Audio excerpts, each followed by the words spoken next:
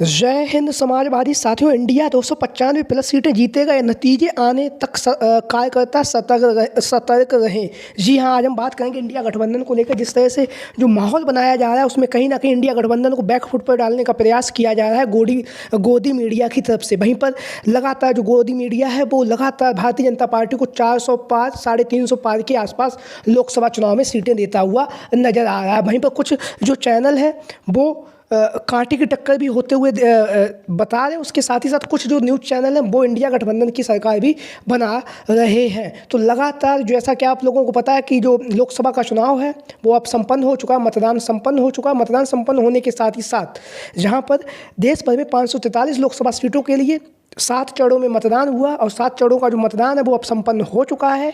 और उसके साथ ही साथ अब जो देश का भविष्य है, देश के जो प्रधानमंत्री का भविष्य है वो कहीं ना कहीं ईवीएम में कैद हो चुका है। तो जहाँ पर लगातार जो विपक्षी गठबंधन है, इंडिया गठबंधन जिसका नाम है, उसको लेकर लगातार भारतीय जनता पार्टी एनडीए गठबंधन के जो भी नेता है, नेताओं के साथ साथ जिस तरह से जो गोदी मीडिया के जो पत्रकार वो लगातार जैसे इंडिया गठबंधन का नाम इंडिया गठबंधन है उसे इंडी गठबंधन करके संबोधित किया जा रहा है। तो लगातार जो मीडिया है वो कहीं ना कहीं आज देश में जहाँ पर समानता की बात इंडिया गठबंधन कर रहा है, वहीं पर कहीं ना कहीं भेदभाव की बात भी की जा रही है। वहीं पर आज हम बात करेंगे, जैसा कि आप लोगों को पता है, लोकसभा के चुनाव में इंडिया गठबंधन और एनडीए गठबंधन के बीच में कड़ा मुकाबला हमें देखने के लिए मिल रहा है। क्योंकि इतना आसान नहीं है इस बार का चुनाव। ना ही कोई लहर है, ना ही कोई तूफान है, ना ही कोई सुनामी है। जैसा 2014 और 2019 के चुनाव में भारतीय जनता पार्टी की जो लहर और सुनामी थी, वैसा कोई भी माहौल नहीं है। जनता मुद्दों पर चुनाव लड़ी और मुद्दों पर लड़ने के साथ साथ जहाँ पर विपक्षी गठबंधन के द्वारा लगातार जनता के जो मुद्दे हैं उन्हें उठाया गया। जनता के मुद्दों को उठाने के साथ ही साथ लगातार जनसंपर्क के माध्यम से रोजगार को लेकर युवाओं को बताया गया। और लगातार जिस तरह से इंडिया गठबंधन ने अपने घोषणा पत्र में जो भी वादे किए, उन वादों को लेकर, विकास कार्यों के जो वादे हैं उनको लेकर लगातार जनता के बीच में पहुंचे। चाहे वो अरविंद केजरीवाल जी हो, चाहे तेजस्वी यादव जी हो, चाहे अखिलेश यादव हो, चाहे राहुल गांधी हो, या फिर इंडिया गठबंधन के जो भी अन्य दल हैं, वो लगातार उन्होंने हिंदू मुसलमान और देश में तोड़ने वाली राजनीति ना करके लगातार विकास कार्यों को लेकर, जनता को रोजगार देने को लेकर और लगातार आपसी सामंजस्य बनाने के लिए लगातार प्रयास किया है। और जैसा कि आप लोगों को पता है, इंडिया गठबंधन का जो मेन मकसद है वो यही है कि भाईचारा बना रहे। देश में जिस तरह से माहौल बिगाड़ा जा रहा है, जहाँ पर एक धर्म को दूसरे धर्म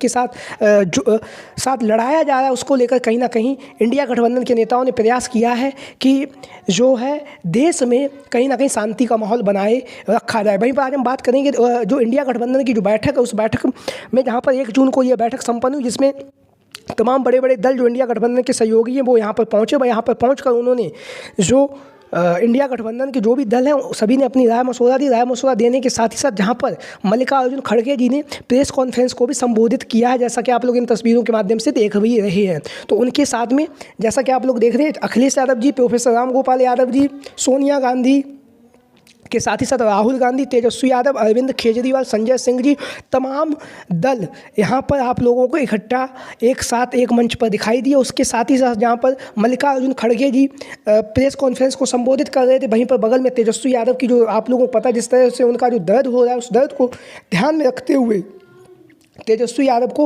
एक कुर्सी पर बिठाया गया। भाई उसी के साथ साथ जो इंडिया गठबंधन के जो अन्य दल हैं उनके सभी नेता, जैसा कि आप लोग देख रहे हैं, सभी तस्वीरों के माध्यम से आप लोग देख रहे हैं, सभी लोग खड़े हुए हैं इन तस्वीरों में। लगातार जहां पर इंडिया गठबंधन ने मजबूती के साथ इस बार चुनाव लड़ा है।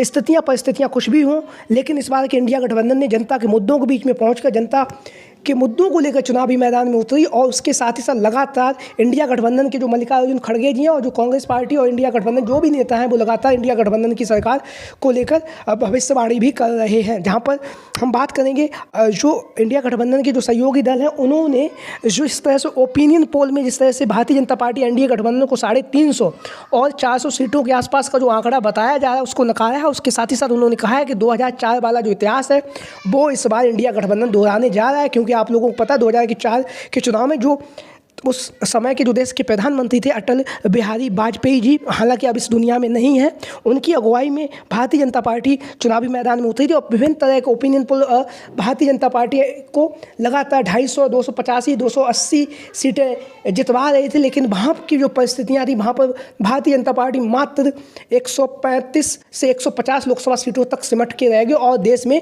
जो कांग्रेस पार्टी की सरकार बनी। तो लगातार इंडिया गठबंधन के जो भी नेता हैं वो लगातार 2004 में जिस तरह से जो कांग्रेस पार्टी ने जो अपना प्रदर्शन किया था, उस प्रदर्शन को लेकर लगातार बात कर रहे हैं और लगातार देश में इंडिया गठबंधन की सरकार बनने को लेकर इंडिया गठबंधन के जो भी सहयोगी दल हैं वो लगातार अपनी बात रख रहे हैं और लगातार अपनी जो मीडिया के सामने है अपना वक्तव्य दे भी रहे हैं। तो आप लोगों की क्या राय है, 4 जून को किसकी सरकार बनेगी? सभी साथी कमेंट बॉक्स के माध्यम से अपनी राय जरूर दें। जय हिंद, जय भारत।